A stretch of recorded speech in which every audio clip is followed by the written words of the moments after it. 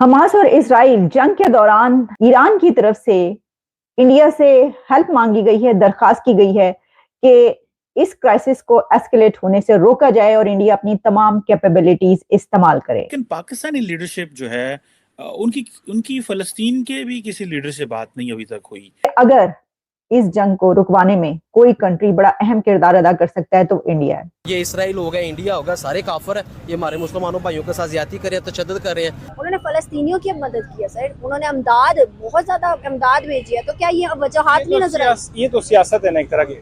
सामने मैं आपके साथ कुछ और करता हूँ, पीठ पीछे मैं आपकी पैर मारता हूँ, ठीक है। ये तो सियासत है, दुनिया को पता है। पाकिस्तानी हुकूमत ने पाकिस्तानी बैंकों को मना कर दिया है कि आप वो तमाम अकाउंट बंद कर दें कि जिनके जरिए फलस्तीनियों को डोनेशंस जा रही हैं। ये मैं आपको दावे से कहता हूं दो चीज़ों के बारे में, और ये आप लिख के रख लें कि फ़लस्तीन का मसला हल होने के बाद भी पाकिस्तान के इसराइल से ताल्लुकात ठीक नहीं हो सकते। कश्मीर का मसला हल होने के बाद भी पाकिस्तान के इंडिया से ताल्लुकात ठीक नहीं हो सकते। फिटे मुंह ऐसी जमहूरियत का, अगर तो ऐसा है, देखिए अगर तो ऐसा है तो मैं लानत भेजता हूं ऐसी जमहूरियत पे। लेकिन जैसा मैंने आपको कहा, ये वही कर सकता है जिसमें इतनी कैपेबिलिटी होगी, और ईरान की तरफ से जो कहा गया कि आप में इतनी कैपेबिलिटी है, आप इसको इस्तेमाल करें। अल्लाह करे इसमें कोई कोई खैर की खबर आए, ये कामयाब हो जाए, चाहे उनके मोदी के जरिए क्यों ना हो, ठीक है। अगर वो भी हो जाए तो पाकिस्तानी को तो डूब मरना चाहिए ना। जय हिंद दोस्तों। इजराइल और हमास में छिड़े इस संघर्ष के बाद पैदा हुए हालात पर ईरान के राष्ट्रपति इब्राहिम रईसी और भारत के प्रधानमंत्री नरेंद्र मोदी के बीच फोन पर बातचीत हुई। इब्राहिम रईसी ने पीएम मोदी से बातचीत के दौरान कहा कि मध्य पूर्व में जारी इस संघर्ष को रोकने के लिए भारत को अपनी पूरी क्षमताओं का इस्तेमाल करना चाहिए। वहीं पीएम मोदी ने आतंकवादी घटनाओं, हिंसा और आम लोगों की जान जाने पर चिंता जताई और इजराइल फलस्तीन मसले पर भारत के पहले से चले आ रहे रुख को दोहराया। दोनों नेताओं ने मध्य पूर्व में पैदा हुए हालात को बिगड़ने से रोकने और तुरंत शांति बहाल करने की जरूरत बताई। इसके अलावा ईरान और भारत के बीच सहयोग बढ़ाने और द्विपक्षीय रिश्तों को और मजबूत करने पर भी जोर दिया गया। प्रेसिडेंट रईसी ने बात की है इंडिया के प्राइम मिनिस्टर नरेंद्र मोदी साहब से, और इस बातचीत में ईरान की तरफ से इंडिया से हेल्प मांगी गई है, दरखास्त की गई है कि इस क्राइसिस को एस्केलेट होने से रोका जाए और इंडिया अपनी तमाम कैपेबिलिटीज इस्तेमाल करे। और इसके अलावा चाबहार पोर्ट पर भी बात हुई है, और इंडिया और ईरान की टाइज को स्ट्रेंथन करने की भी बात हुई है।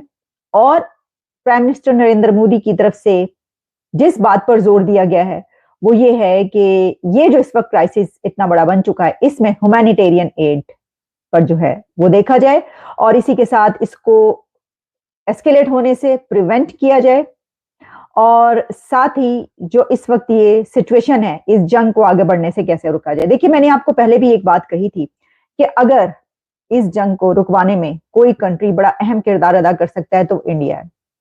और सिर्फ यही नहीं है कि प्राइम मिनिस्टर नरेंद्र मोदी की तरफ से इब्राहिम रईसी को कॉल की गई, लेकिन अगर मैं आपको ये बताऊं कि पिछले चंद दिनों में इंडिया के प्राइम मिनिस्टर की तरफ से पूरी दुनिया के किन किन कंट्रीज के लीडर्स को कॉल की गई है, तो उसमें इजराइल शामिल है, Jordan, Egypt, UK, United Arab Emirates, Saudi Arabia, और जो वेस्ट एशिया का इस वक्त क्राइसिस है, इस पर बात हुई है कि कैसे इस क्राइसिस को रोका जा सकता है।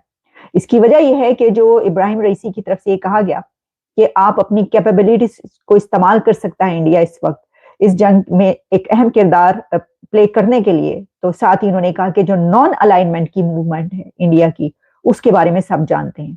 तो जब आप नॉन अलाइंड हो, यानी आपके नॉन अलाइनमेंट की मूवमेंट के आपके तमाम कंट्रीज के साथ ताल्लुकात बहुत अच्छे हो, रिलेशंस आपने सबसे बना के रखी हो, और साथ ही जो आपके बड़े गहरे दोस्त हैं उनको भी आप ये कह पाए कि ये जंग का वक्त नहीं है, तो किसी ऐसे ही कंट्री से फिर बात की जा सकती है। यही वजह है कि हम देख रहे हैं कि इस वक्त जो मुल्क इस क्राइसिस में ऐसा रोल प्ले करते हुए नजर आ रहा है, जैसा मैंने आपको बताया कि किन किन हेड ऑफ द स्टेट्स को इंडिया की तरफ से, इंडिया के प्राइम मिनिस्टर की तरफ से कॉल्स गई हैं, और दूसरे मुल्कों की तरफ से कौन कौन से कंट्रीज की तरफ से वहां पर कॉल्स गई हैं, और इस जंग को रोकने की जो है बात हो रही है। अब मैं आपको ये बताती हूँ कि इसमें जो बातचीत की गई है उसमें खासतौर पर वो जो ईरान की तरफ से कहा गया है, उनकी तरफ से शिकवा किया गया कि जो बमबारी हो रही है उसमें पैलेस्टीनियंस जो है वो कितनी बड़ी तादाद में मर रहे हैं और इसको जो है रोकने के लिए ये किया जाए। और इसमें जो इंडिया की तरफ से एक अहम स्टैंड था वो वही था कि ये क्राइसिस जो है इसमें जो इंसानी जानें हैं, जो कि मासूम लोग हैं, जो सिविलियंस हैं, उनकी जानें जा रही हैं, ऐसा नहीं होना चाहिए, इसलिए इसको जो है वो रुकना चाहिए। और इसमें जो है जैसा मैंने आपको कहा कि सिर्फ यही बात नहीं हुई बल्कि इंडिया और ईरान के जो टाइज हैं उनको स्ट्रेंथन करने की भी बात हुई है। और इसके अलावा जो एक साउथ नॉर्थ जो कॉरिडोर है उसके ऊपर भी बात हुई है और चाबहार की जो है वो भी बात हुई है।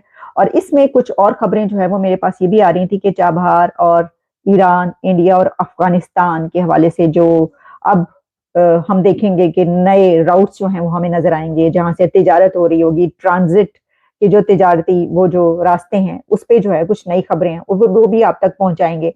लेकिन ये जो है इस वक्त बहरहाल अब देखते हैं, देखें ये बड़ा जरूरी है, ये जो टेलीफोनिक कन्वर्सेशंस हैं बहुत जरूरी हैं। लेकिन जैसा मैंने आपको कहा ये वही कर सकता है जिसमें इतनी कैपेबिलिटी होगी और ईरान की तरफ से जो कहा गया कि आप में इतनी कैपेबिलिटी है आप इसको इस्तेमाल करें, तो वही कर सकता है जो कि बात कर सके। हर कंट्री तो उठ के वो नहीं, यानी जिसका बैलेंस होगा, जो ये देखेगा कि हमारे सबके साथ ताल्लुकात हैं और हम सबको सब कुछ ही कह सकते हैं। तो इस सिचुएशन में जो है वो इंडिया ही नजर आ रहा है। उसने सऊदी को नहीं कहा, दुबई को नहीं कहा, इजिप्ट को नहीं कहा, ईरान तुर्की को नहीं कहा, किसी को नहीं कहा, पाकिस्तान को नहीं कहा, किसी गैर मुस्लिम कंट्री को नहीं कहा, सिर्फ हिंदुस्तान के पास गया।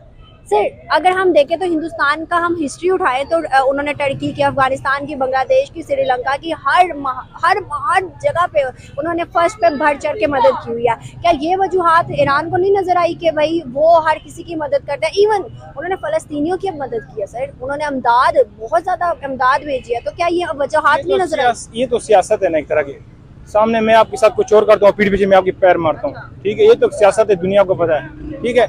मैं सामने मदद करता हूँ, पीठ पीछे आपका पीठ पे वार करता हूँ। अगर आप मुसलमान से कोई तवक्को नहीं तो हिंदू से हम क्या तवक्को रखेंगे, ईरान हिंदू से क्या तवक्को रखेगा। लेकिन एक तरीका कि हम कहते हैं कि बस एक कतरा भी पानी पड़े तो चलो अल्लाह करे खैर का मसला इसमें निकल आए, खैर सबसे बेहतर है। सर आपने कहा कि सामने मदद करके पीछे छुरा घूमना, अगर हम देखें तो आज तक पाकिस्तान के लिए हर कोई कहता है कि इसने दोगली किया, पॉलिसी इसने दोगली कर रहा है। आज तक हिंदुस्तान के लिए कभी किसी मुस्लिम कंट्री ने क्यों नहीं कहा? गैर मुस्लिमों को छोड़ो, मुस्लिम के दुबई ने नहीं कहा, सऊदी ने नहीं कहा, टर्की ने नहीं कहा, क्यों नहीं कहा उसके लिए कभी कुछ? उनसे तवक्को नहीं है ना इस चीज का। सर उन्होंने मदद की है, देखें उन्होंने हमेशा मदद की है। आप हिस्ट्री उठाए, श्रीलंका की, टर्की की, हर जगह पे किया है। बाद में उन्होंने ये क्यों नहीं कहा कि दिखावा किया है? जैसे पाकिस्तान को हमेशा बुरा कहा जाता है या कोई भी पॉलिसी में कहा जाता है। अल्लाह करे देखे ना, ये जो तवक्को रखी है ना, तवक्को हमें अल्लाह की ज़ात से, किसी से नहीं है। अल्लाह करे इसमें कोई मतलब कोई खैर की खबर आए, ये कामयाब हो जाए, चाहे उनके मोदी के जरिए क्यों ना हो, ठीक है। अगर वो भी हो जाए तो पाकिस्तानी को तो डूब मरना चाहिए ना।